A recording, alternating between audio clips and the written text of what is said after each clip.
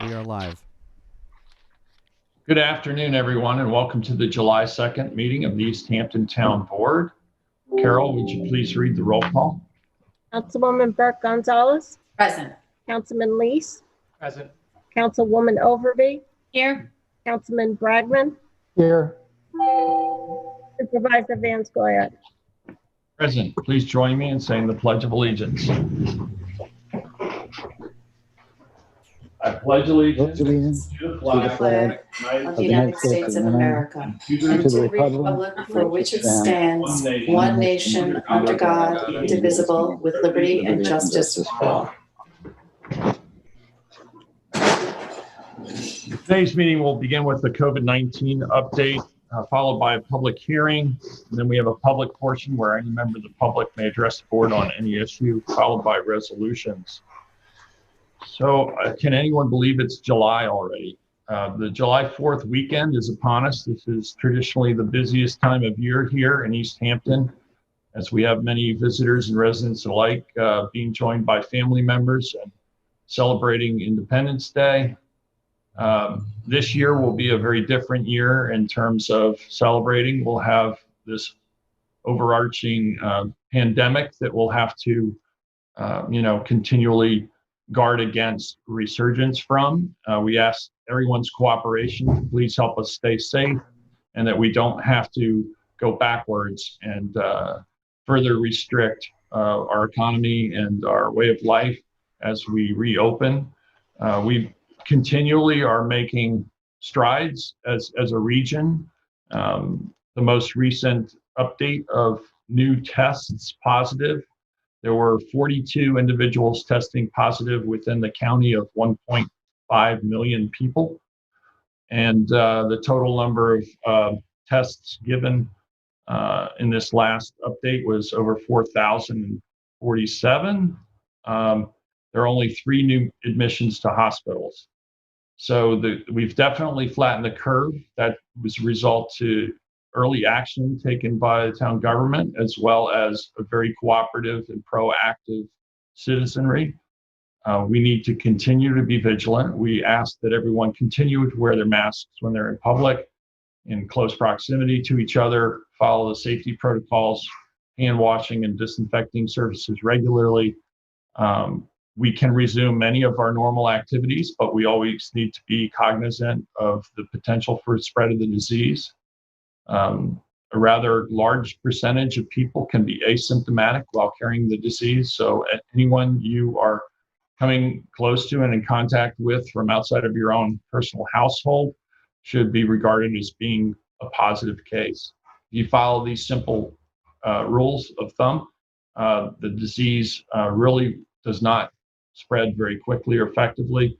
Also, outdoor activities also present the safest environment to be doing things.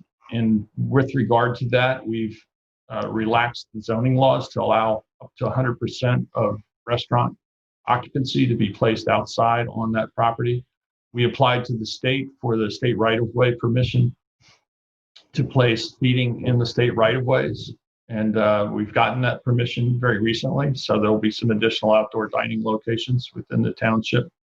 Again, we ask for everybody's cooperation. This is a time that's traditionally a very busy weekend for beach activities. We have 5 ocean beaches open. We have Indian Wells, Fish Plains, Atlantic Avenue, South Edison, and Kirk Park. Again, resident-only parking at this time. The governor's restriction on 50% beach occupancy is still in place. We may be forced to close beaches this weekend due to large crowds. We ask for your cooperation and patience. We are still under a 50% occupancy limit. If we get to that state where the beaches have to be closed in order to maintain proper social distancing, we will have staff on hand to redirect people to other beaches that may be less crowded. Again, we ask for everybody's patience and cooperation. These are very unusual times, but we have to work together and take personal responsibility to ensure that we don't go backwards, that all the sacrifice that we put in over these last 3.5 months is not for naught. In addition, last week, on Thursday, the 25th, the governor instituted a mandatory quarantine travel advisory for anyone traveling from a number of states which are experiencing hotspots, where 10% of the population, 10 per 100,000 residents, test positive on a 7-day rolling average. It's a rather extensive list of states.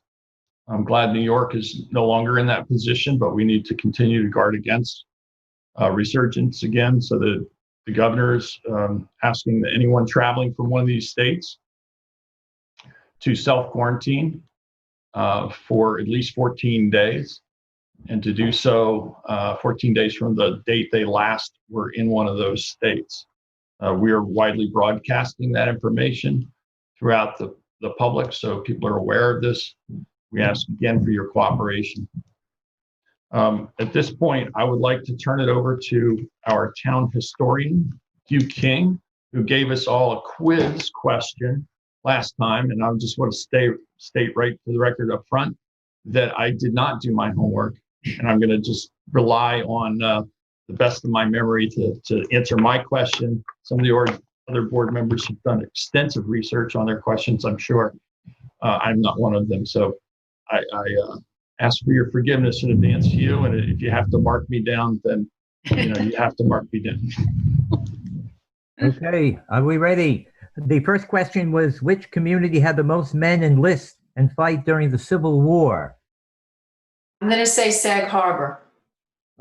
Actually, it was Springs. I couldn't find that. I could only see that Sag Harbor, it looked like, had more than it listed in East Hampton of all the sources I checked. Oh, good. Well, that's okay. And and I figured you gave me that question, Hugh, because Lieutenant James Wallace Burke would write to the Sag Harbor Express about his experiences in the Civil War under the name Wallace. So I figured you were teeing me up for that.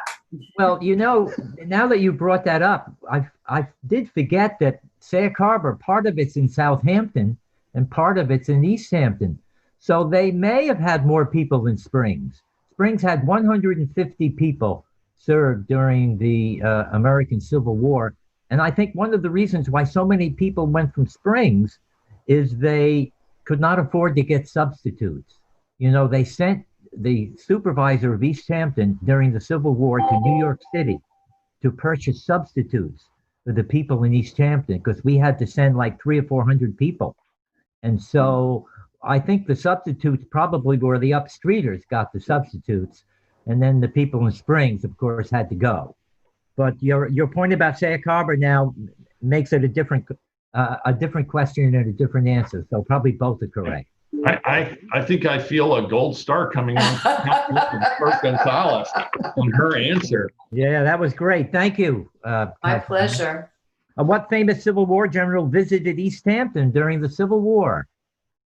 Councilman Lease? It was the Democrat candidate for presidency who went up against Abraham Lincoln named George McClellan.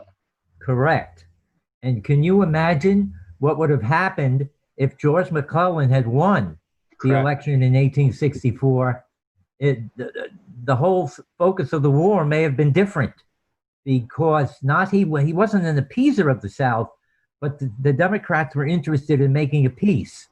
And that could have meant that the Confederacy would have stood, which would have really, really just, terribly altered the history of this country. And one of the reasons why Abraham Lincoln was said to have won the election was the soldier vote. And there's McClellan running. Mm-hmm. When he was here, he was down at Main Beach, and there was two children who were in the water, and they were in trouble. And one of them drowned, and the other one didn't. And Cornelia Huntington, who kept a diary at the time, chastised McClellan because he didn't jump in the water and try to save the child. All right, good. Can I add a comment about George McClellan? Yeah, sure.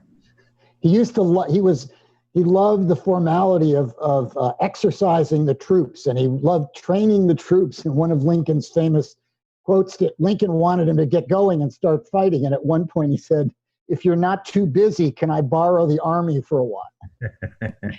That's right. That's why he got fired, right? Yes, that's why he got Follow fired. up. Yeah. The Gristmills on Eastern Long Island. There are 11 of them. All right. Oh, Now boy. let's see if we can name them. We start in Southampton College. That was an original windmill at Southampton College. They've ruined it, the inside of it. There's one in Watermill that's actually an 18th century windmill. I'm wrong. It was built in 1795. There's one off of Job's Lane in Southampton attached to a house. If you go down to Cooper Beach and you make a left, you go to that beautiful St. Anne's Dune Church. The old life-saving Yeah. station. Pardon me? The old life-saving station. Is that right? That's right. Oh, wow. I didn't know that. Wow. Well, there's a windmill there attached to a house.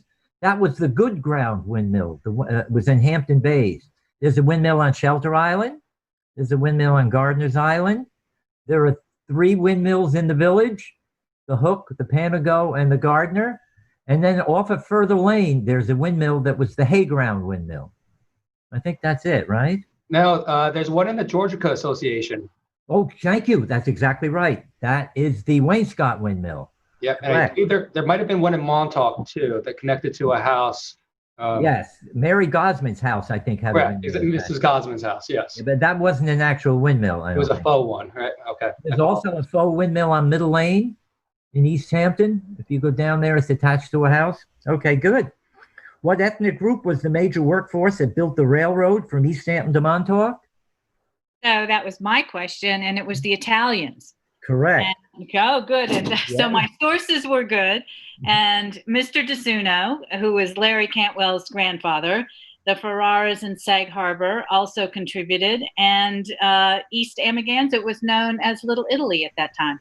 That's right. The Natals worked on the railroad, and the Delapola. I can't think of the other ones. Delapola, it's another Italian in Yeah. East Amagansett. So And you know, they also worked on the railroad was the Laportes, Joseph and Francis Laporte. You know, when you go down Springs Fireplace Road, before you get to the Senior Citizen Center, there used to be a little store on the left. I don't know what they've done with it. And that was Francis Laporte's store. And he worked on the railroad, and he and his wife had like 50 foster children that they took care of during their lifetime.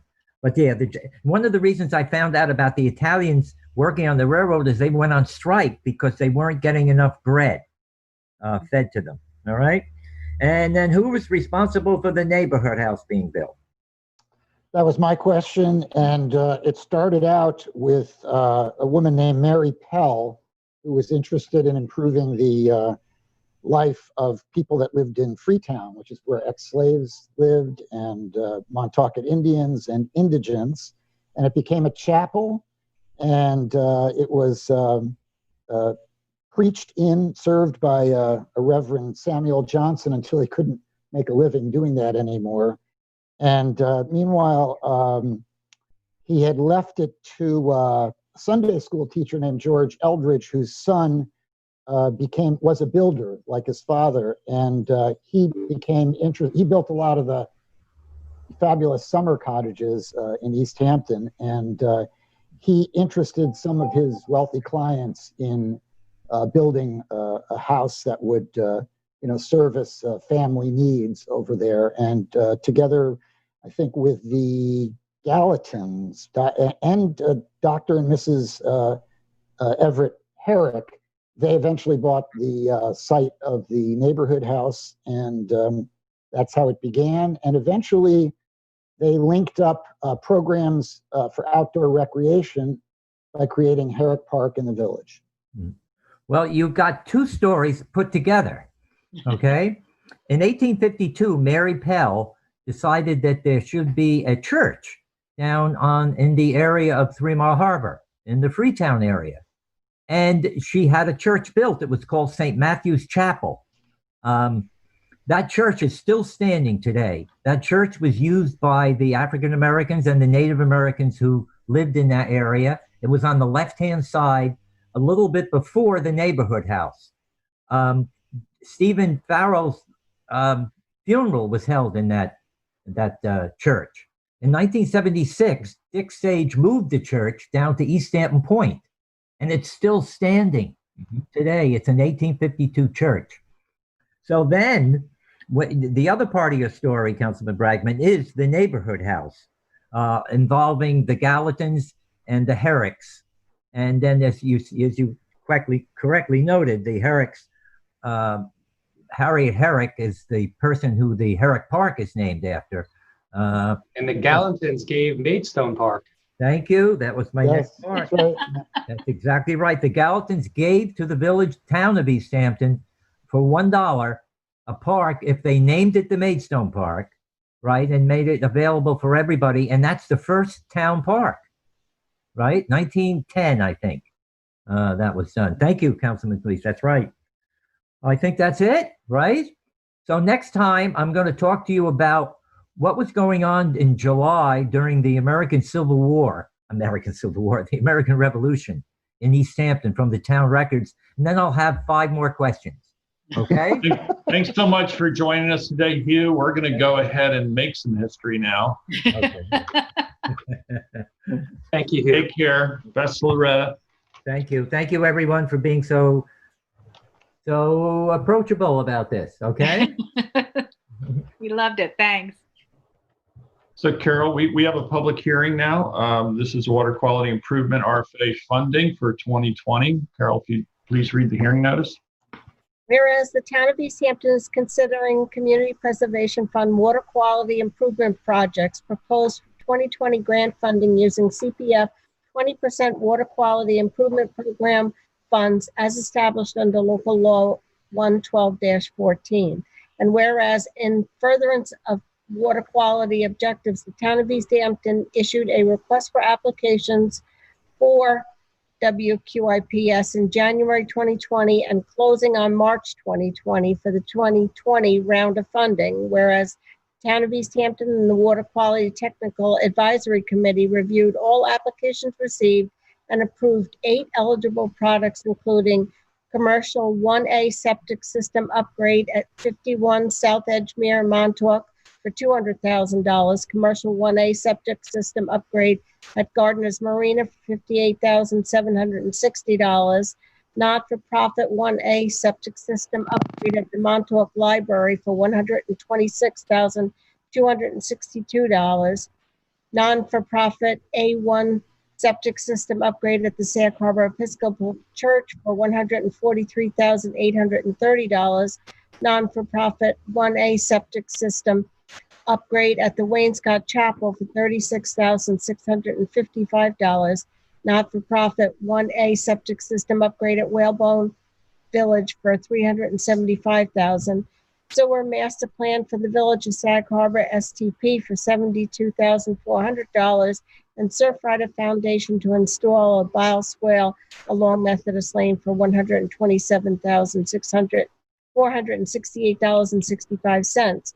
Whereas the Water Quality TAC recommended awarding 8 eligible water quality improvement projects with a cost of $1,140,375.65 to the town board at the June 16th, 2020 work session. And whereas the town's proposed funding source is community preservation funds, and now therefore be it resolved that pursuant to section 64E6 and 112-4 of the town law of the state of New York, the town board will hold a public hearing to consider the following: awarding of grant funding for 8 water quality improvement projects.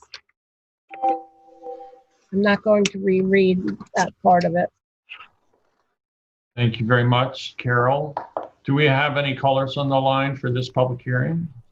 Yes, Mr. Supervisor, there are currently 6 callers on the line. I can bring them in one at a time at the order they called. Great, thank you, Mike. Caller, you are Hello. live with the town board. Could you state your name? Hi, my name is Margaret. Hi, Margaret. How are you this afternoon?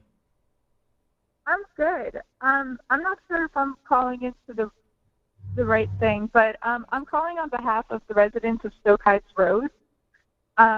We wanted to request immediate implementation of no parking, no standing, and no idling signs all along our street on both sides of the street. There were recently some big changes to our road. Daymark's Deli went under renovation, and our one-way street went into a two-way street. Only half the block is two ways, and now people are allowed to park on both sides of the road, and it's creating incredible amounts of hazards. There's so much, it's become a truck stop, our block. It really feels like a truck stop off the highway, and it just seems very wrong. You look out your bedroom window, you're making eye contact with the man sitting in his truck eating lunch, which is just kind of creepy. The street is littered and filled with trash. A lot of the trucks and cars don't turn off their engines. So they're, putting CO2 emissions and the smells and the fumes. We can't even use our yards. We can't open our windows. And it's become incredibly dangerous because our little street can't handle this amount of traffic. We all agree that there should be no parking on either side of the street. It would prevent so many accidents from happening. There's already 2 accidents on record this year alone since the changes went into effect. One resident, her car was parked in her own driveway, which is just ridiculous because a lot of the cars and patrons of Daymark's Deli use our driveways to turn around or to park and go into the deli, which is just, they can't control the patrons, but it's just become overrun, and we would really appreciate some help. I know we spoke to Highways, and Highways said that the town board had to approve of the signs before they could put them up, but I guess, am I in the right place to do that? Yes, we would certainly appreciate you letting us know about this problem. I think that was reviewed, and that was the suggested travel pattern based on planning board review, and the town board I think previously had authorized those changes, but it's good to have an update from the residents there as to these issues that have arisen. We'll definitely be taking a look at that to see if it warrants further change. So I appreciate you taking the time to call us and let us know about that. So we'll follow up with our planning department. That would be great. Yeah, because especially now during quarantine, it's like we're all stuck in our houses and in our yards, and it's just become chaos. I understand. We certainly want to. Yeah, we certainly want to protect the quality of life for our residential neighborhood. So we'll definitely follow up on that. Appreciate you taking the time to call us, and hope you have a safe and happy 4th of July weekend. Great, thank you. You too. Is there any other steps I should do? Like, is there anyone I should email or to follow up with? Yeah, feel free to email my office or any of the other council people. That's on the town website at ehamptonny.gov. You can find, basically, it's the first initial last name of any person within the town staff, and followed by at ehamptonny.gov. Okay, great. Thank you so much for your help. Thank you, Margaret. Be well. Mike, do we have another caller waiting? Yes, we sure do. Bringing the next caller into the meeting. Caller, could you please identify yourself? You're with the Town Board of East Hampton. Hello, caller, are you there? Hearing none. Supervisor, would you like me to move on? Please.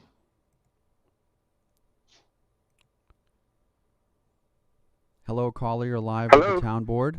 Could you please state your name? Yes, hi, my name's Greg. Yes, hello, my name's Greg Monaco. Can you hear me? Yes, hi, Greg. How are you? Good. Hi, Jeff. How are you, sir? Hello, everybody on the town board, and really good to hear Mr. King speak. One of my most inspiring teachers ever. So, not uncommon to find Civil War buttons out in Springs with the metal detector, by the way. I'm calling because of an issue on Middle Highway and Berryman Street. It's another road issue with the increase of traffic, and hopefully we can evolve with it. Currently, there's no stop sign at the intersection of Middle Highway and Berryman Street. might have been some highway directors times ago. I don't think it was Mr. Lynch by any means, but they made the corner into a 45-degree turn instead of making it at more of a 90-degree turn. The cars come around here extremely quickly, and then they make a shortcut over to Atlantic Street. There's lots of children in this neighborhood. There's a school bus stop right next to my house here, and in the morning, afternoon, they fly through here. Just to name Middle Highway, I think gives people the wrong idea. When they turn onto Middle Highway, they think they need to accelerate as if it's a highway if they're not familiar with that it's a residential road. The hills on Middle Highway also, they're blind spots. People, it's a danger. I've sent out an email to everybody on the town board, including Chief Sarlo, and I've tried contacting and speaking with Mr. Lynch about this issue. And I'm hoping that we could do something to reconcile it, because I'm really scared that there'll be a fatality here. I've been hit by a car in front of my house a couple of years ago, went up in the hospital. The gentleman was, I believe arrested afterwards. A neighbor of mine almost got hit by a car. It almost turned into a physical altercation. If it wasn't for me and another neighbor to de-escalate the situation, this is a real danger here. And so, Greg, if I could just interrupt you a moment, are you proposing the stop sign should be on both Middle Highway and Berryman? I think that we definitely need a stop sign at the intersecting road of Middle Highway and Berryman. Middle Highway continues straight through. They should, if somebody comes out of that dirt road part of so Middle Highway, they have the right of way. There's going to be a T-bone.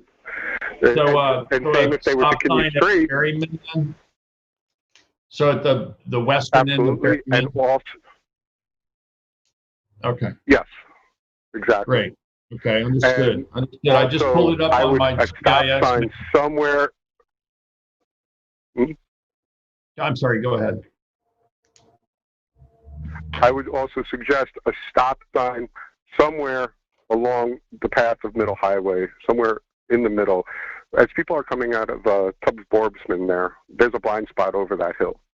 And it's an accident waiting to happen. There has been accidents there in the past. Somebody's walking. There's a whole trail network out here that lead out to Cedar Point and Sammy's Beach, and a lot of people use those trails.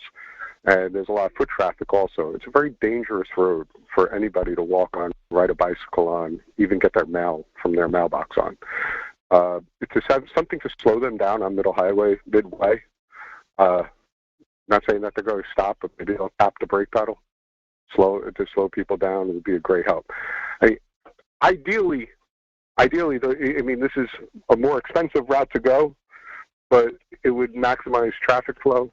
It would stop speeding through the residential areas. My suggestion would be to where boat steerers and boat headers. There's boat steerers off of 3 Mile Harbor comes to a cul-de-sac, as does boat headers lane come to a cul-de-sac. And there's about 75 yards of wooded area between the two cul-de-sacs. If that was ever opened up, not that I'm advocating for more development in this overdeveloped area already, but that would open it up where people would have a straight throughway over to Hands Creek by going from boat steerers to boat header lane to Wooded Oak Lane and over to Hands Creek, where now they can go and use that same shortcut quicker without having to speed as quickly as they do in a less residential area. The people over on Old Orchard, they're suffering also from this nonstop traffic. Everybody who's trying to avoid the village traffic is taking Stephen Hand's path over to from 114 if they're coming. And it's so much traffic, it's unbelievable. So, right, Greg. One of the problems that we've noticed is that with apps like Google Maps and Waze, they are diverting people away from the traffic centers in the hamlets and villages and onto residential neighborhood roads. That's a problem throughout the entire township, and it's not one that I think we're going to be able to solve today, but we certainly will take a look at that stop sign. You have a right angle intersection there without a stop sign. That I'm not quite sure why there's not one there already. That's something we should definitely address right away. So I appreciate you taking the time to call in today and let us know about this. Thank you. I am a map editor with Waze, and I have shut down this road virtually numerous times. Can you on shut holiday down weekends, Swamp Road the too? drop-off and Uber traffic and everybody else. Can you shut down my street? No, I do. I shut it down.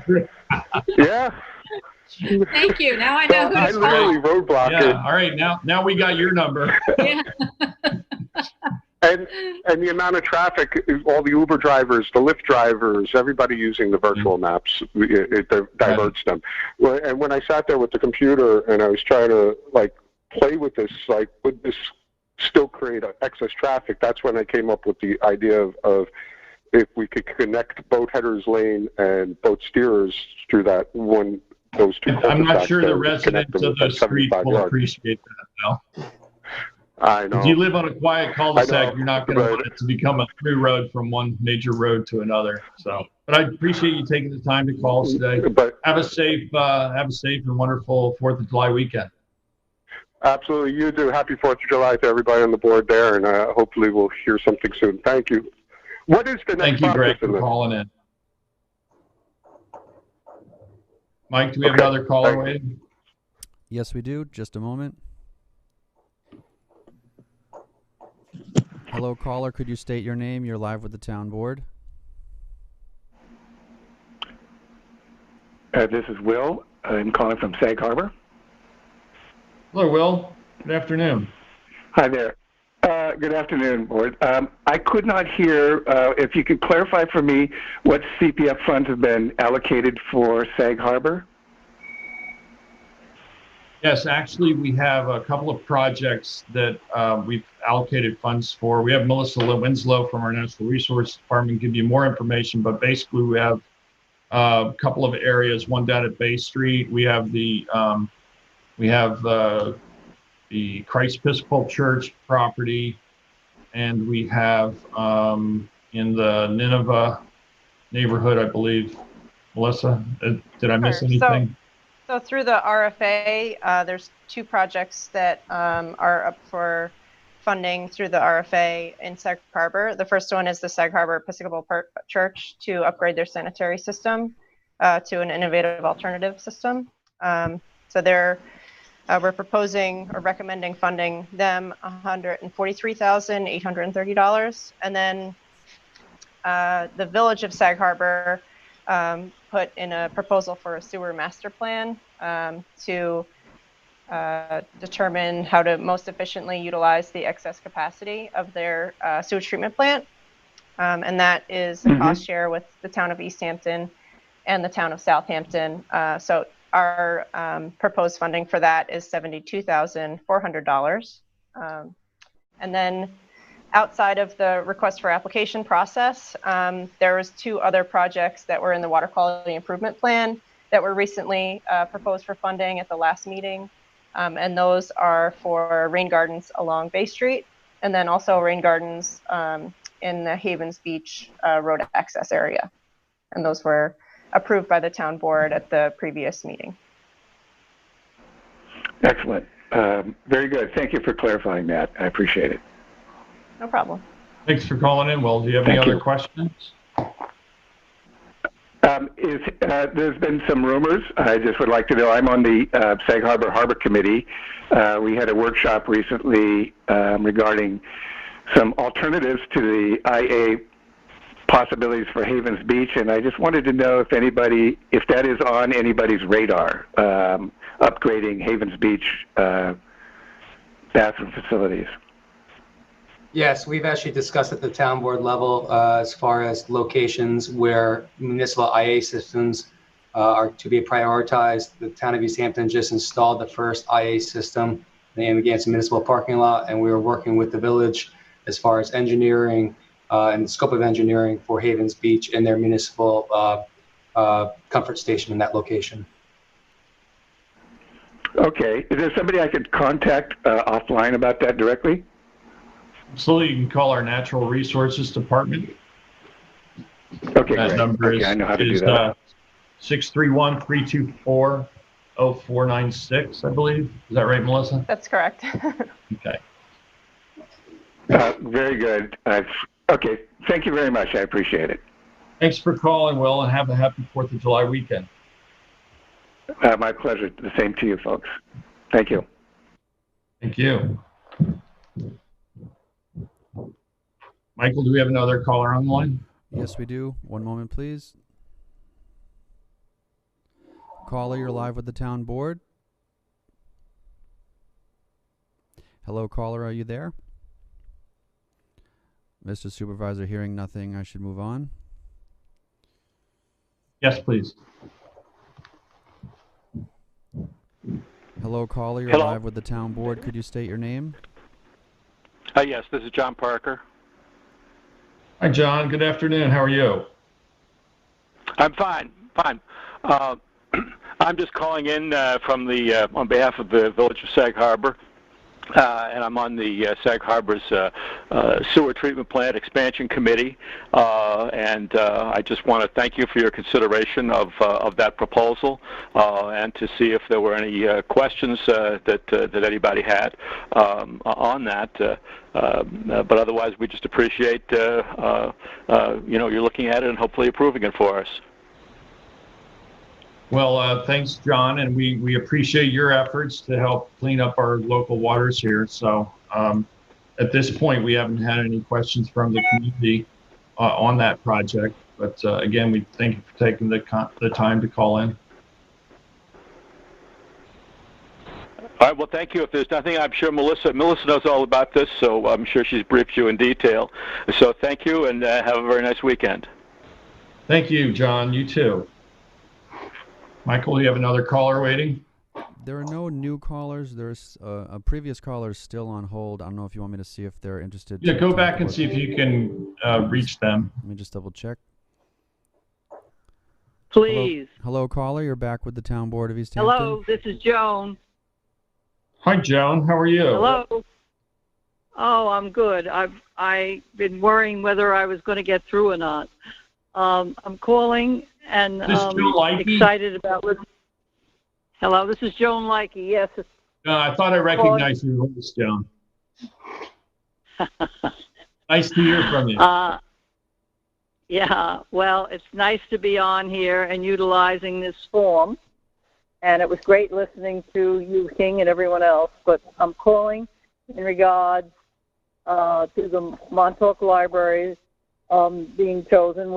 One of our projects is a new low nitrogen sanitary system for the library, and we have been chosen and on the list for $126,262 as a member of the Montauk Board of Trustees since the 80s. I want to thank you all from the bottom of my heart and hope that it is all approved, as we are extremely grateful for the grant and all of the work that Melissa and her team did. I just can't thank you all enough, and I also would like to say, as a member and a committee person from Montauk, is that in reading the last week's Star, that also the E&E restaurant that of course was sold and there's new owners, but that they are putting in a large plant of some sort, which is a blessing for our pond and for the whole Montauk community. So I think the quality improvement team have done a great job, and we here in Montauk, and especially the library, want to say thank you.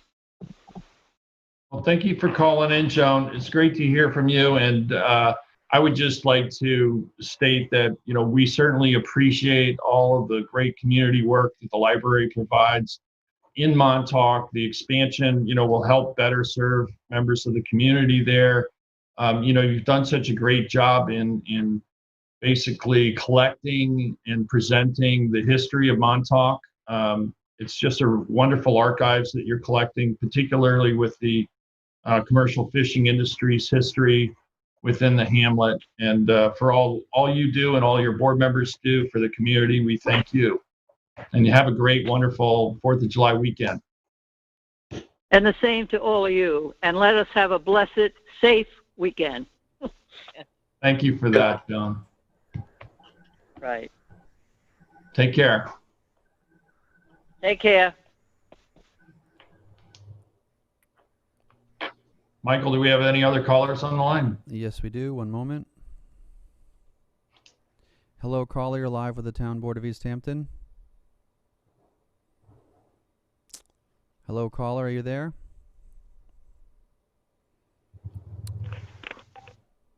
Caller?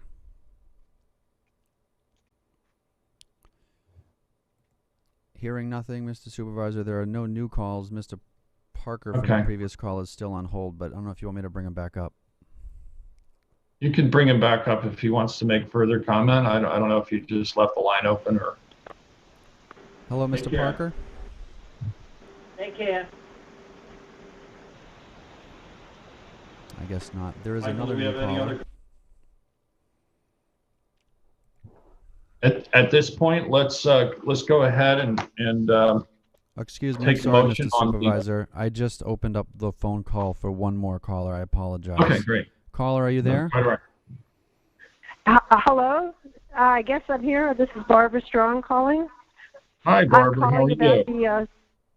I'm fine, thank you. I'm calling about the stop sign, the temporary stop sign, I hope, at the intersection of Collins Avenue and Accabonac Road, because it's causing, I live at 67 Accabonac, and this is causing a lot of backup, stalled traffic in front of my house and down Accabonac.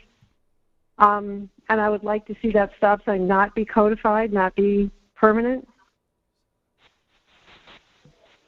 Yes, I understand with this, with a stop sign there, that we're going to see the traffic back up, on Accabonac. Previously, the Collins Avenue backup was blocking the intersection at North Main. And you said your number 69? 67. Right? 67, I'm sorry. Yeah, what's happening is that the people coming from the highway, Collins Avenue gets all backed up, and those people just turn left into the intersection, and then it's gridlock. So the block is, the whole box is blocked. And it also is very confusing because people coming straight don't know if they can go or they have to stop. But really, it's a residential street. North Main Street is a commercial area. This is a purely residential street. Yes, I know it's a major artery leading to Springs, and it does get a lot of traffic back and forth. It's about, your house is about 650 feet off of that intersection. So I know you may not be used to seeing it back up there because prior to it would start queuing at the light.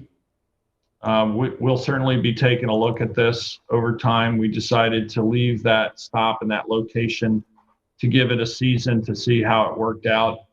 There's certainly pros and cons to any change, and the pros would be that Collins Avenue going east off of North Main flows really well now, where it used to back up and impact the light.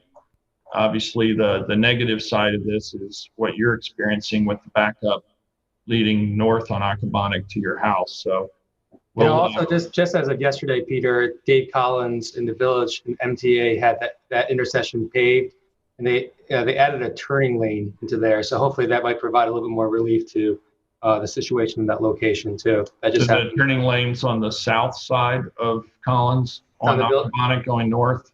It's on the Village property. Yes. Yeah. Yes, I don't think that's going to make any difference for the traffic backup Accabonac. Yeah, I don't think it's going to impact you, Barbara. Yeah. It's not going to help with the backup, no. No, it won't with you. I agree. And again, we'll have to just monitor that for now.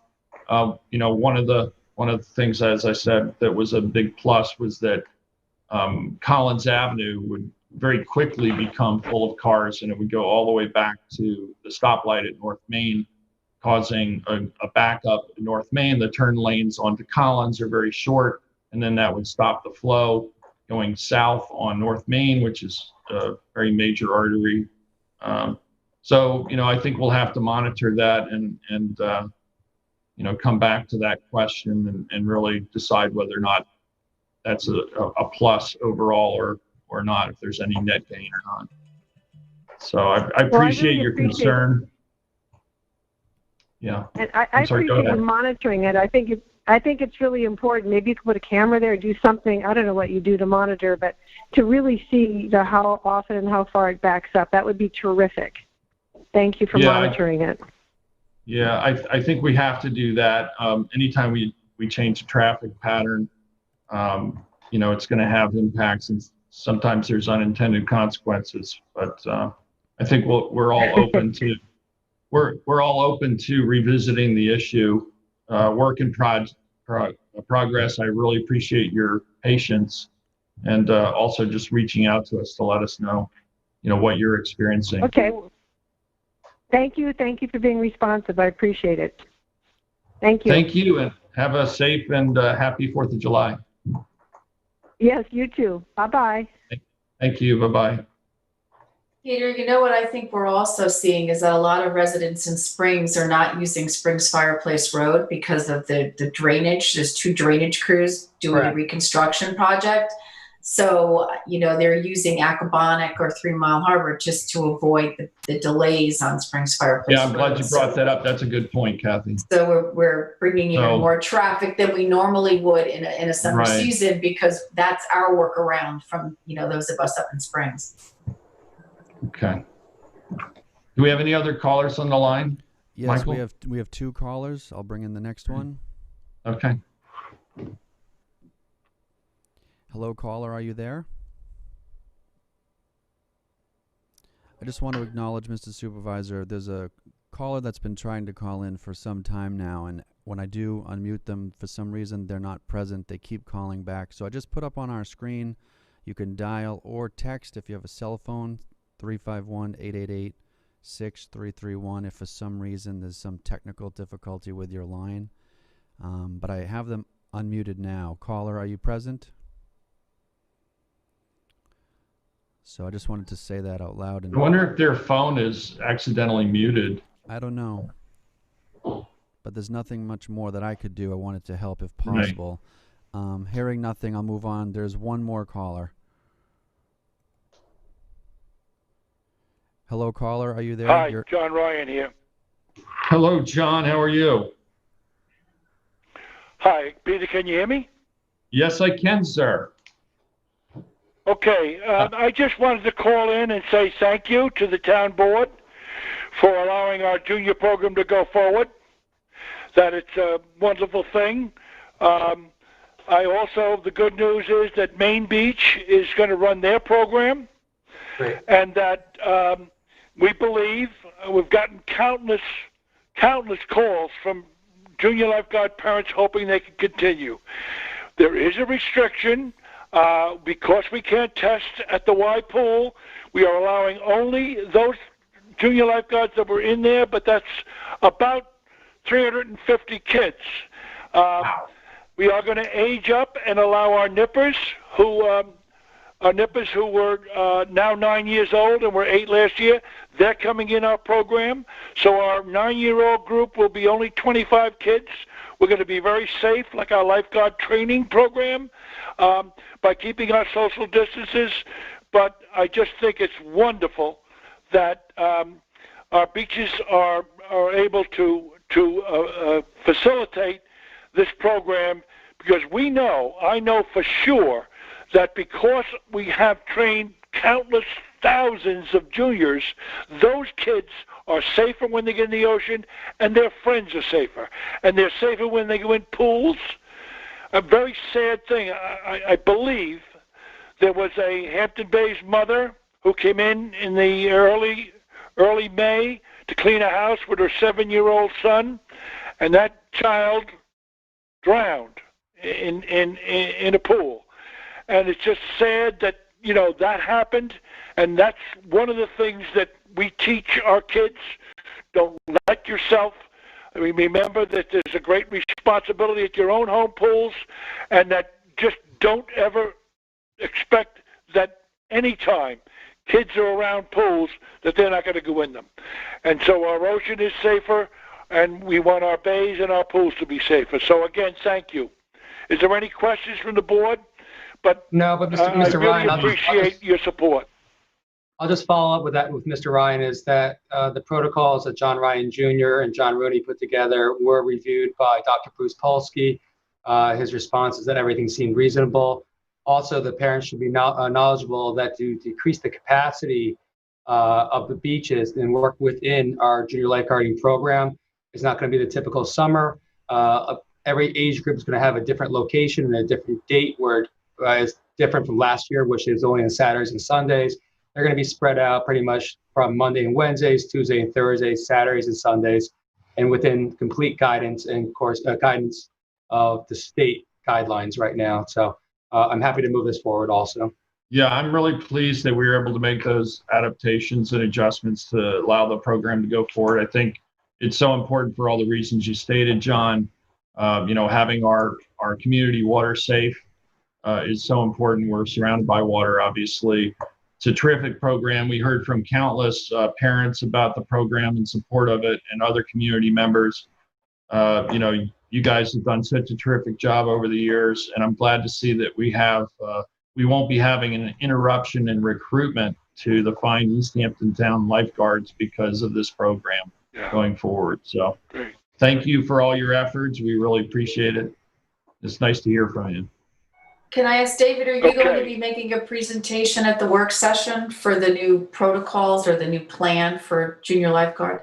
Yeah, I've requested of John Rooney for next Tuesday to actually give an update to recreation, any of the programs, facilities, just to let the general public know as we move forward into summer 2020, specifically since the state guidance starting on July 6th allows for outdoor medium risk activities. And we just want to make sure the board and the general public understands how the town is responding to the guidance from the state and within what our action plans are going to be here too. Great, thank you. That'll be at our next work session on July 7th. Do we have any other callers on the line, Mike? Again, thank you. Thanks for calling, John. I didn't realize you were still on. Have a great weekend. Mr. Supervisor, we do not accept for the previous caller who, for whatever reason, isn't there. If you wanted me to give it one old... Yeah, give them another try, just in case they had accidentally muted their phone. Hello, caller. You're live with the East Hampton Town Board.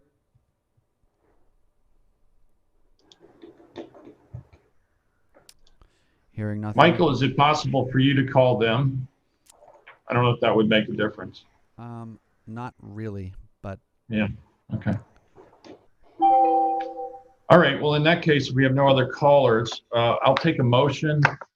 I make a motion to close the hearing.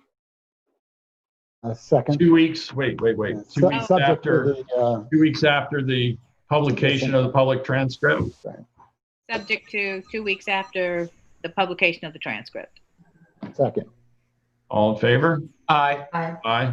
Passed and carried. Can I ask, have any transcripts since we started been posted? Are we ready to close out any hearings? We have, actually, John is involved in this. We've settled on a company that can do the transcripts with greater accuracy, slightly more expensive. John can explain the details. Yeah, we found that the using the AI system isn't particularly effective. It's fine for very short hearings or where there's no comments, so we can make the corrections, but on longer hearings, we're going to have to use the manual transcription method. We've had a few done and corrected. I don't believe that there's I don't think they've posted to the website yet. We have to develop an area on the website to be able to link people looking for the transcripts so they can find them. Right now, it's not particularly easy to navigate the site. And I'm hoping that we can get it updated with this, either with the new company or somebody in-house, to just provide a link where we can have all the transcripts in one spot. You need it when you need to have a separate page just for the transcripts and a link to the page. Yeah, because we have a few that can start going up, and we have a few others. Have you contacted IT about that? I did shoot an email out. I haven't talked to anybody yet, but something we have to do. Okay. Jeff, you want to, again, I think you agreed to help follow up on that, see if you can get that page up on contact I'll follow up with IT, and I'm glad to hear that the suggestion to get a separate location on the website is not being followed. That's good news. Incidentally, the cost, we've talked about the cost, which is more when you don't use artificial intelligence, but John and I were sort of, it's much, the cost is so much less than what you would be charged by a court reporter or somebody. Yes. Yeah, I don't think the cost is really an issue here. No, it's not. It's very cost effective. All right. Great, thank you. Okay. At this point, if we don't have any other callers, Michael, we'll move on to public portion, and we don't have any callers for that. And no, we don't. We'll move on to resolutions then. Kathy? Sure. Resolution 2020-651 is approval of the warrant. Claims total $1,769,528.39. And the utility warrant totals $19,015.88. Second.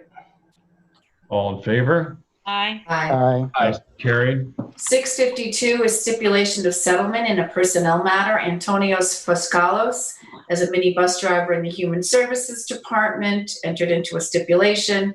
He shall be paid his accrued vacation, compensatory, and longevity pay, prorated to June 15th, 2020, in the amount of $2,305.03. Second. All in favor?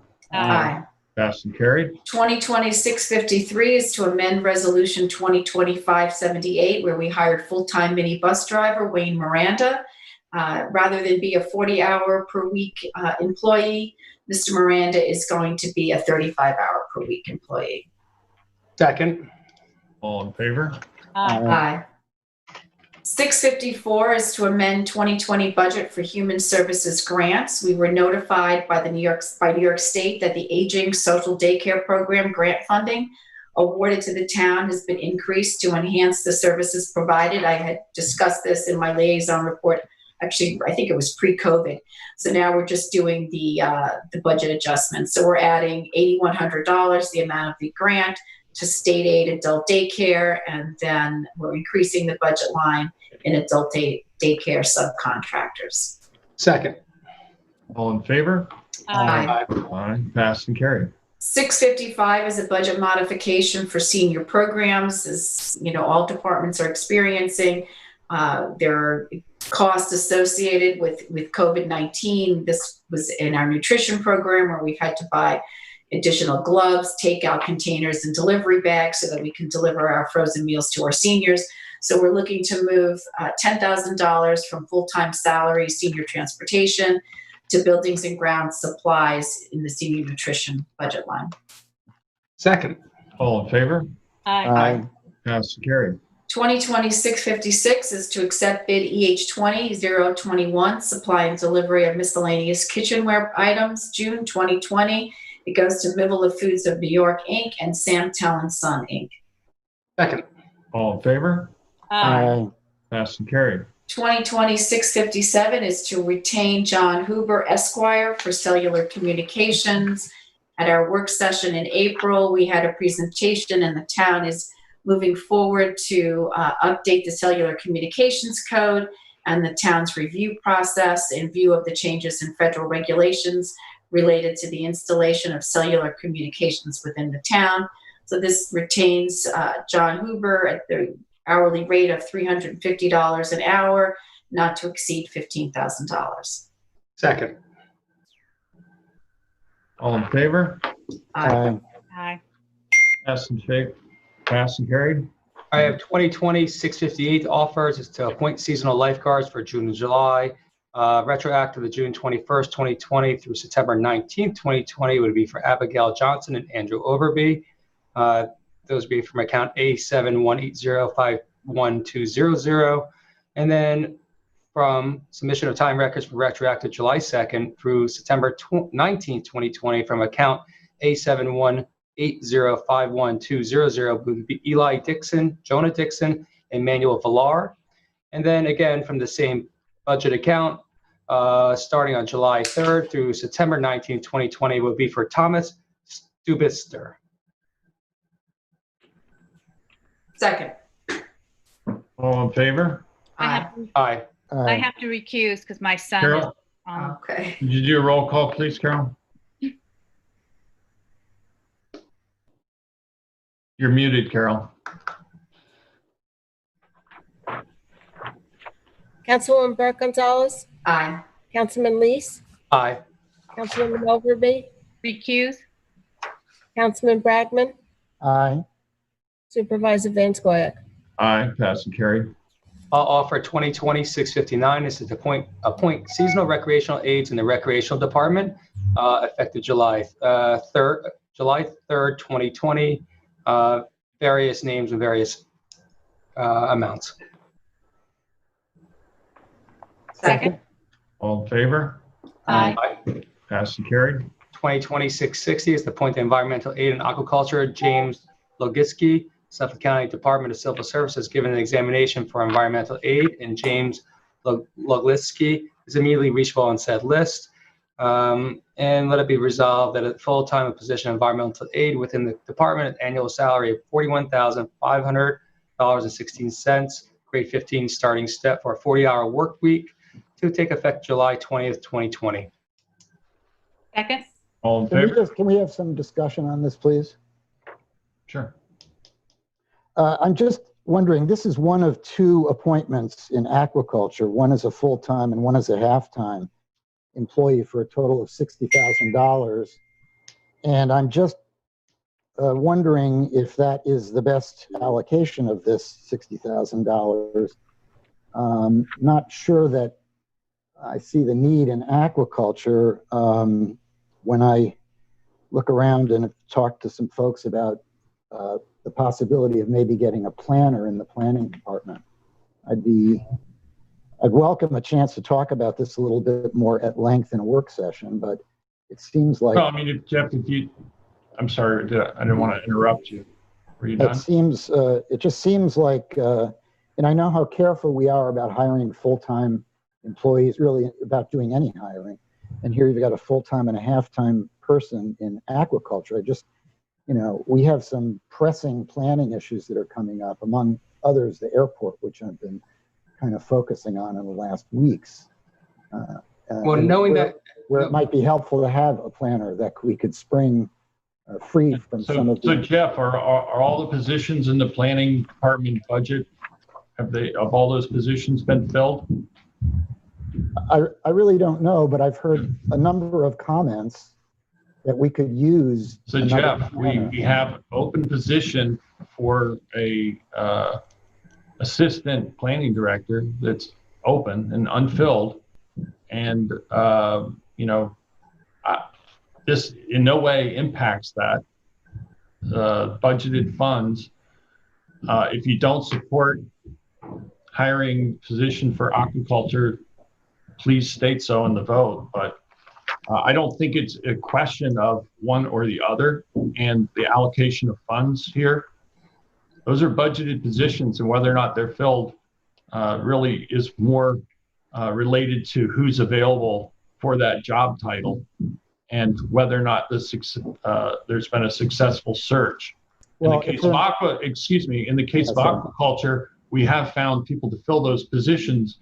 If there's an open position in planning, certainly we want to have it filled, but it's not a budgetary matter at this point.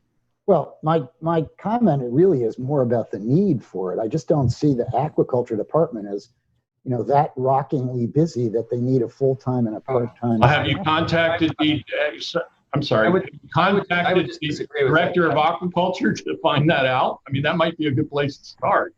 We're not hiring people. My recollection is that we haven't had this on in a work session, and I think it merits some discussion. And we didn't really have a work session on hiring additional custodial staff, which we just approved. So, I mean, if you want to have a work session on hiring every single employees, within the town, we didn't talk about hiring additional. Technically, we do have this in a work session. It's when the budget is actually approved, and that was done last year. So when the budget's approved for a certain budget line with certain staff lines, that is where the work session is discussion. That would have been the appropriate time to bring up your concern. And, again, if we need a planner, that position is budgeted, and matter of finding, someone to fill that position is the issue.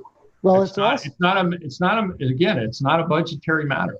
It's also a question of need. I mean, we're at the end of our budgetary year. We're about to go into budget discussions, and it just strikes me that filling these positions right under the wire when we've gotten through the year. This is this year's budget. It's not next year's budget. If you want to bring the issue up, well, apparently you don't. Yeah, We're only 6 months into this budget. We still have half a year to go, and this is the busiest time for the aquaculture department in producing up, shellfish. I mean, if that's correct, concerns about staffing levels, the first place to start would be with the director of aquaculture.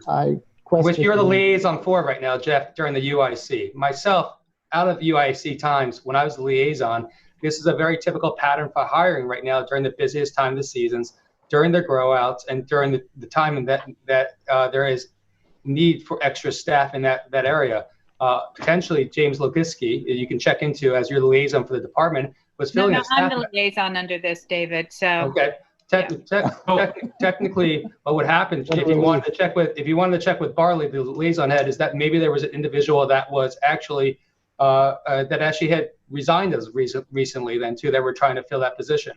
I'm a supporter of the aquaculture department. I'm a supporter of these two ones, and I've offered both of them, and I will offer. I think we beat this horse to death.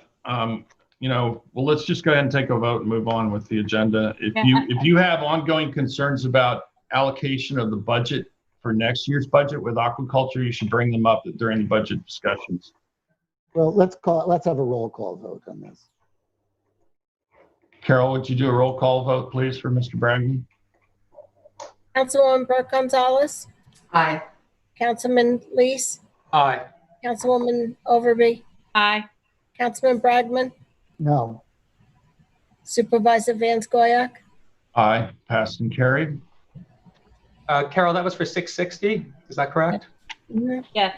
Okay. I would like to offer 2020-661.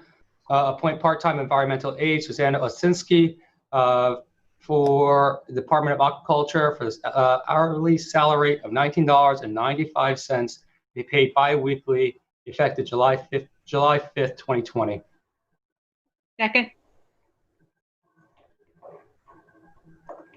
All in favor? Can we have a roll call vote on this, please? Carol, roll call vote, please. Councilwoman Burke Gonzalez. Aye. Councilman Lees. Aye. Councilwoman Overby. Aye. Councilman Bragman. No. Supervisor Van Scoyac. Aye. Passed and carried.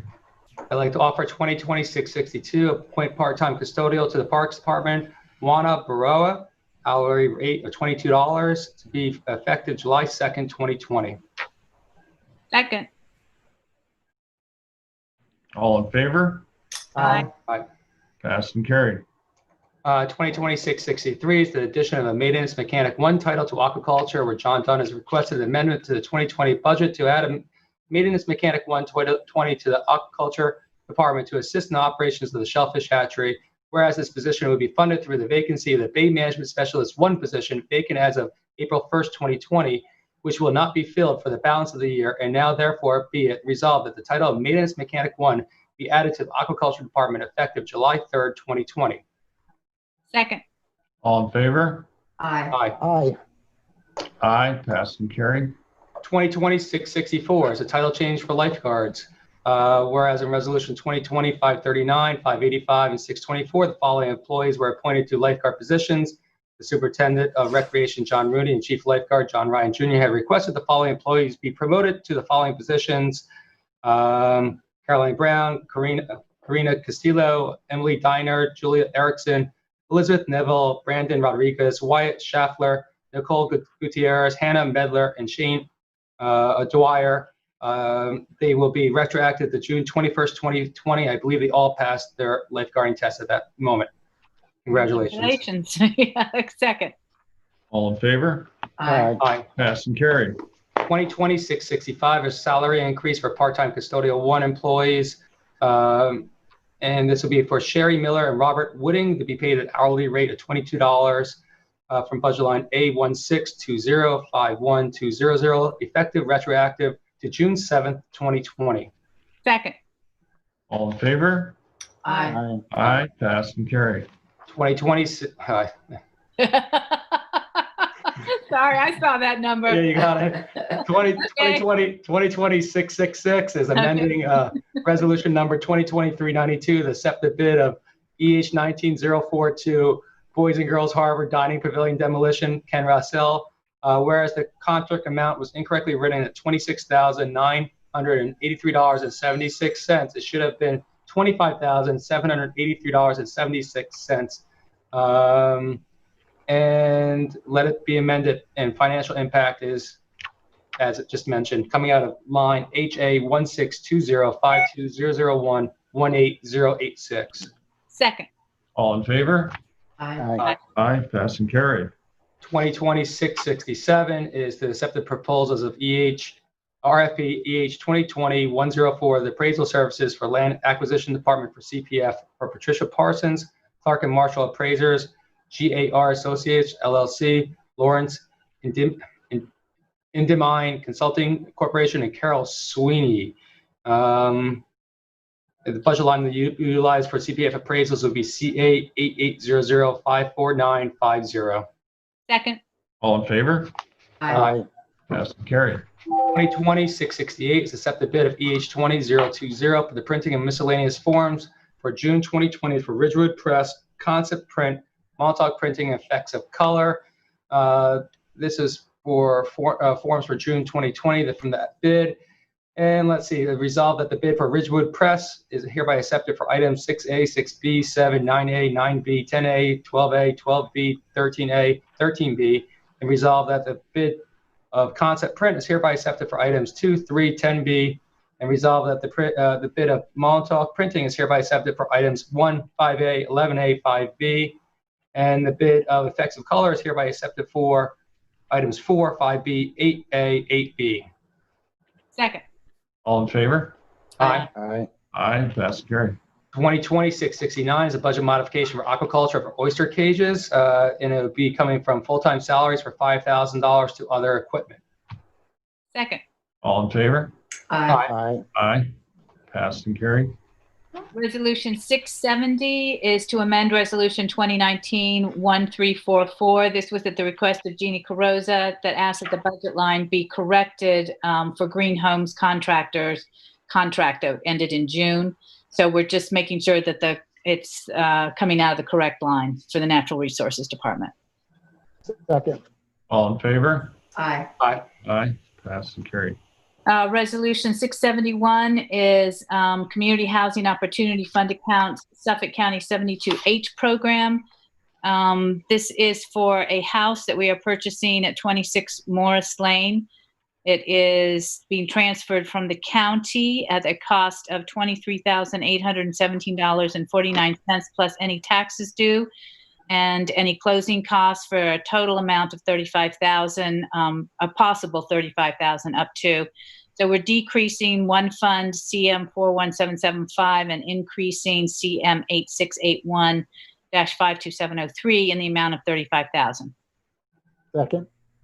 All in Just favor? a quick discussion on this, Sylvia and Peter. Thank you two for moving this forward here. This is a spectacular way that we can continue working with the county to try to continue to increase our affordable housing ranks out here. Thank you for moving. I'm very happy that I happened to pick up the publication of all the tax map numbers and found that this one was within East Hampton, and it was just going to be sold to the highest bidder, where we have an agreement with the county to get first refusal on these properties for the tax lien amount. So this is a property that will stay in an affordable process here in town, and very happy that we're able to acquire it finally. There was a little issue with notification originally, so we had hoped to have this property already acquired, but this will do it. Thanks so much for all your help with that.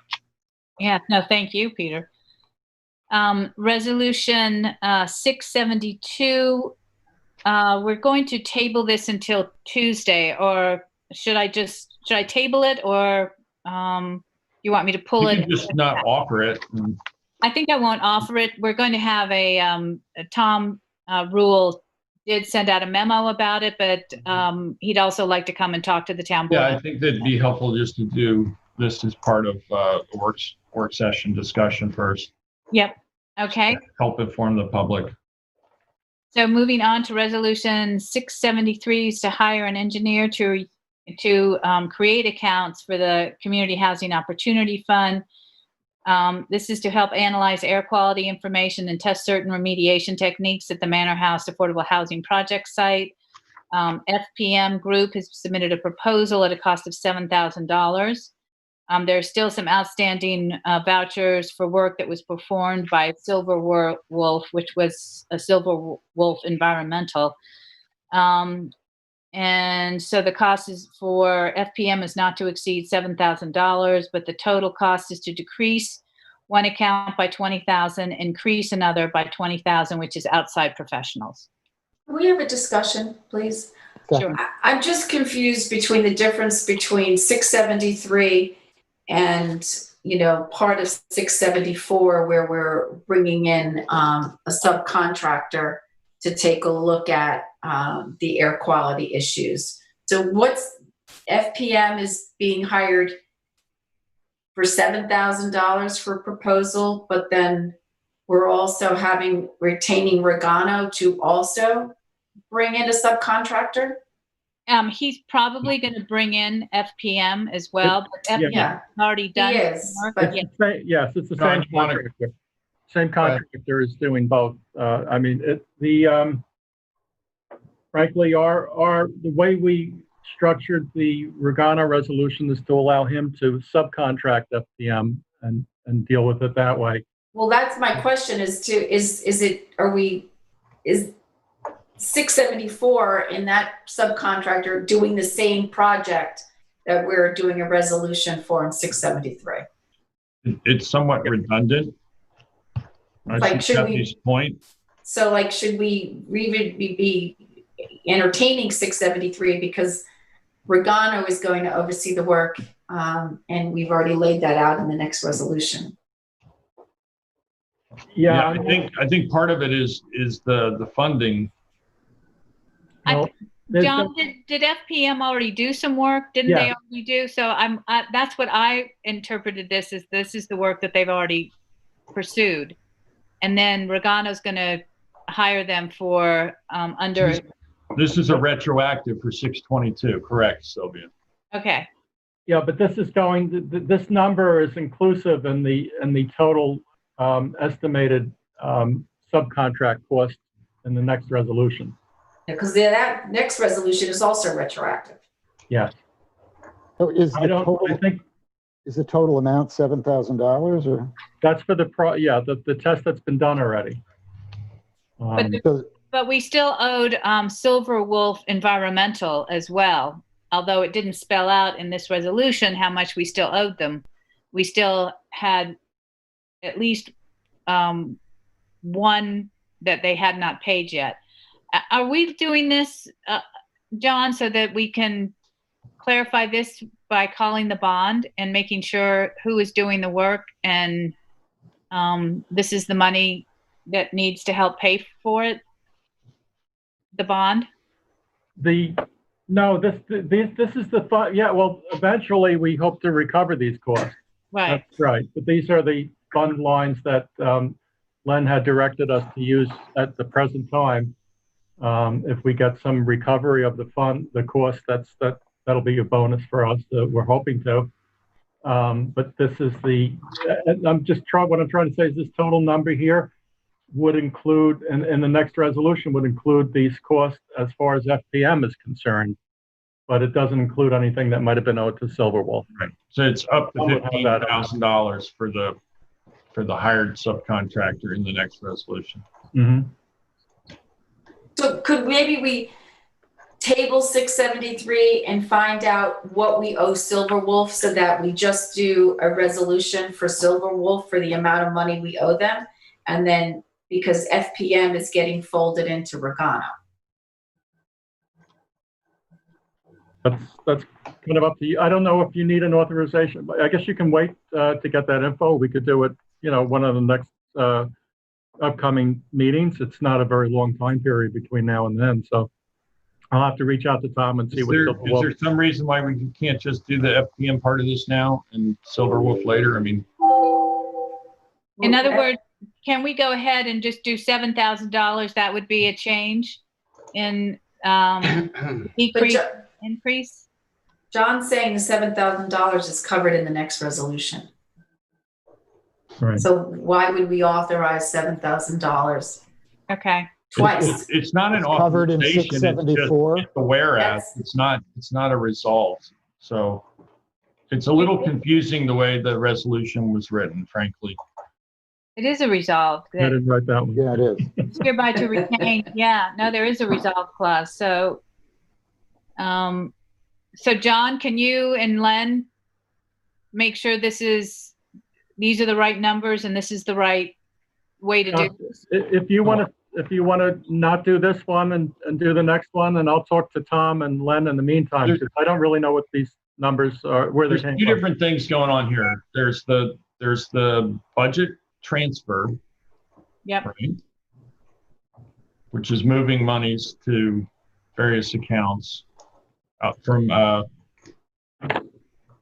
CM 8681 59,995 20,000, moving the other to the 54520 account in the amount of $20,000 for outside professional. That's part of what this resolution does. And that's the same line that is used in the next resolution for $60,000. Right. For outside professional. So I don't know if the 60,000 includes the 20 or if it's in addition to. Would be another question. Well, it would be in addition The to. resolutions are quite confusing the way it's written. Okay.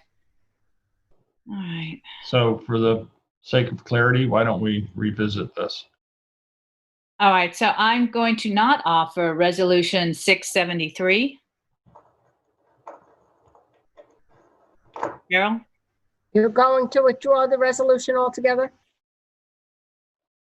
You can withdraw it, or you can table it, but I suspect another resolution is going to be forthcoming to supersede it. So why don't you just withdraw it? I'm going to withdraw it. So, because I think there needs to be more explanation. It's not making sense. So we'll have these revised resolutions submitted at the next work session on July 7th. Yeah. 674 is fine. Right. So I'm going to go on. 673. I'm going to go on to 674, and that's to retain Regano LLC as a consultant counsel for the air quality for the Manor House project. Council shall be in the amount not to exceed $15,000, $25,000 to implement the recommended resolution from another budget account upon claim vouchers that are properly submitted. And that is to move $60,000 from one account to the outside professional account, which is that 54520 line. Second. All in favor? Aye.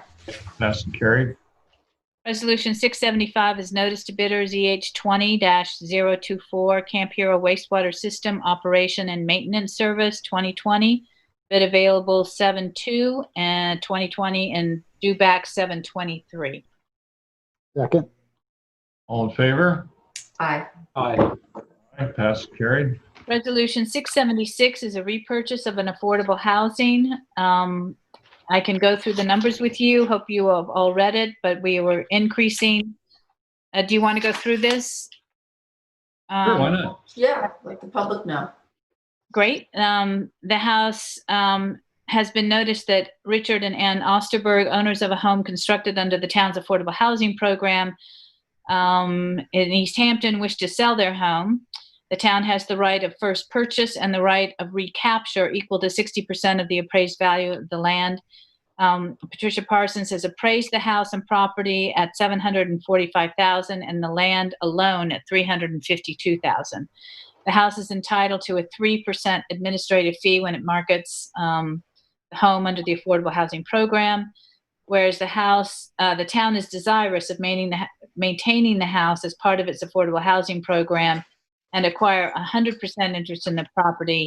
Now, therefore, it be resolved that the supervisor is authorized to repurchase the house currently owned by Richard and Ann Osterberg in East Hampton, according to the formula contained in the covenants and restrictions filed with the subdivision at a cost of $511,450, calculated by taking the appraised value of $745,000, subtracting 60% of the land value, $211,200, and 3% administrative fees of $22,350, plus closing costs is determined by the town attorney to be paid from a affordable housing account. So the town is desirous of reselling the house and leasing the land pursuant to the 99-year lease for $393,000 and investing $118,450 in the property for affordable housing purposes from the Community Housing Opportunity Fund. And be it further resolved that following the budget modification is hereby approved to effectuate the same. So increasing the sale of property budget line by $593,000 and increase the purchase of real property by $593,000. So the house would be resold as part of affordable housing program, with the town investing $140,800 in achieving 100% land value and conveying this to a 99-year land lease. Second. All in favor? Aye. Aye. Passed and carried. Resolution 677 is a budget modification in the Justice Court to install dividers for COVID protection, and we're moving money from a little aircraft noise here, moving money from travel in the amount of $5,000 to subcontractor civil defense, and another $5,000 from health to subcontractor civil defense. Second. All in favor? Aye. Aye. Passed and carried. Resolution 678 is a budget modification for the airport, and it recites that the town has entered into a consent order with the DEC for the airport. This is in connection with the PFAS contamination, and that we're directing that the budget office make payments under a DEC consent order in the amount of $327,000, which we are moving to appropriated surplus of the airport, and $327,200 to the expense line for making New York State DEC payments for the airport. Second. All in favor? Aye. Aye. Aye. Passed and carried. Resolution 679 is a budget modification for the town attorney's office. It's to pay for professional, oops, I lost my place here, for professional fees. And it's moving $2,000 from health town attorney to town attorney travel account, and travel and professional fees account. Second. All in favor? Aye. Passed and carried. Resolution 680 is to approve payment for past due invoices to Mobile Smart City parking meters at the airport. This is a past due balance, which we had to confirm related to services that were actually provided for back office services by Pure Parking Technology, LLC, and it included 24/7 technical assistance. And the total amount was $1,656 from 2019, $828 from 2020 due and owing, for a total sum due and owing to Mobile Smart City Corp of $2,484. Are we still using them? I do not know. I think they are still being, at present, there's a proposed new agreement that we're looking at, but they have been the servicer since, the units were installed. I don't know why these invoices didn't make it in and get paid earlier. So Jeff, we should be expecting one in 2021 then also. Maybe not a past due one. Okay, I can check in with Jim Brundage and see what the status is. Second. All in favor? Aye. Passed and carried. Resolution 681. I was just going to say it might have a different name because I think the company name has changed for this year. Thank you, John. Sure. Resolution 681 is provisional appointment to accountant trainee Julie Crudup, and that is an annual salary of $54,032.16 for a 40-hour work week. Second. All in favor? Aye. Aye. Passed and carried. 682 is a budget modification, workman's compensation. And this is to add $65,000 of appropriated surplus to workman's compensation to pay that claim. Second. All in favor? Aye. Aye. Passed and carried. 683 is a budget modification, civil defense, emergency services. And that is resolved the budget office make the modification to the budget, moving $5,000 from contingency to civil defense contractors. Second. All in favor? Aye. Aye. Passed and carried. 684 is a budget modification for the building department, moving $5,000 from full-time salaries to overtime. This is related to overtime pay for building inspectors for the COVID guidelines, enforcing the COVID guidelines. Second. All in favor? Aye. Aye. Aye. Passed and carried. 685 is notice of bidders EH 20025 radio tower Montauk rebid, available July 9th, 2020. The bid due back on August 13th, 2020. And go ahead. Yep. Second. All in favor? Aye. Aye. Aye. Passed carried. We'll have an update on the emergency communications upgrade in an upcoming work session a little later this month. 686 is to extend the contract to EH 18036, supply and delivery of auto parts 2018 Advanced Stores Company and Advanced Auto Parts Grade A Petroleum Fleet Pride Incorporated Morgan Auto Supply. Second. All in favor? Aye. Passed and carried. 687 bids extended, and that is for contract EH 19025 Fort Hill Cemetery interments and maintenance contract Allenberg Backhoe Services. Second. It's at a cost of $26,400 plus per fee incomplete interment fund. Second. All in favor? Aye. Aye.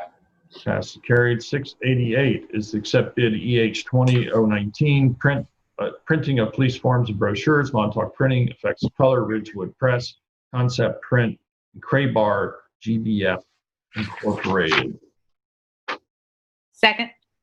All in favor? Aye. Aye. Aye. Passed and carried. 689 is to revise Resolution 2020-376, retain Dan Rezzo, Whiteman, Ostman, Hannah LLP as Council 2020. And this is, he's been retained to represent the town in the matter entitled 3 Mile Harbor Protection and Access Committee, and Mark Mendelman versus the town of East Hampton. And that is not to exceed $30,000. Second.